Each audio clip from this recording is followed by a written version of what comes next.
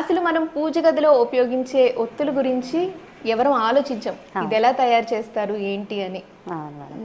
మీరు ఈ business start చేయాలని మీకు ఎప్పుడు ఆలోచన వచ్చింది? యాక్చువల్గా నా మ్యారేజ్ అయిన కొత్తలో స్టార్ట్ చేశాను మేడం.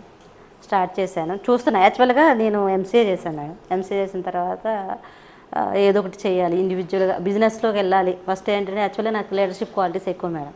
ఒకరి మీద డిపెండ్ కాను. ఫస్ట్ థింగ్ ఏదైనా నా సొంతంగా నేనే చేసుకుంటాను. సో అసలు ఒకసారి యూట్యూబ్ చూస్తూ ఉంటే ఈ మిషన్ కనిపించింది. యాక్చువల్గా చూసి యాక్చువల్గా చేశాను. కొన్ని రోజులు చేసిన తర్వాత ఏం జరిగిందంటే ఇది ఇలా ఇస్తే బాగుంటుంది అని చేసేందుకు మా ఇంట్లో స్టార్ట్ చేసాం. ఫస్ట్ ఒక వీడియో రిలీజ్ చేసాం. చాలా పాపులర్గా జనాలు రావడం స్టార్ట్ అయ్యారు.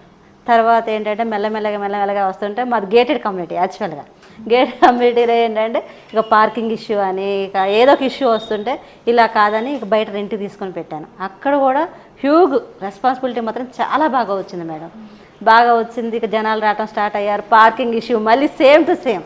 తర్వాత 2 ఫ్లాట్లు తీసుకున్నాను. 2 ఫ్లాట్లు తీసుకున్న తర్వాత అక్కడ కూడా అబ్జెక్షన్ స్టార్ట్.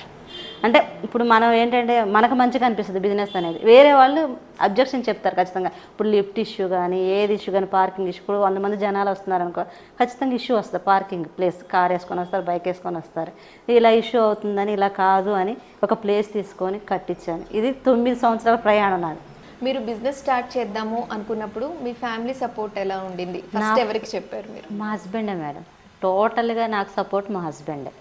అది ఏంటంటే ఒక మహిళకు కానీ ఎవరికైనా సరే స్వతంత్రంగా ఆనందంగా స్వేచ్ఛగా ఉంది అంటే దాని వెనక మాత్రం ఖచ్చితంగా ప్రతి హస్బెండ్ మాత్రం ఖచ్చితంగా ఉన్నట్టే. నాకైతే టోటల్గా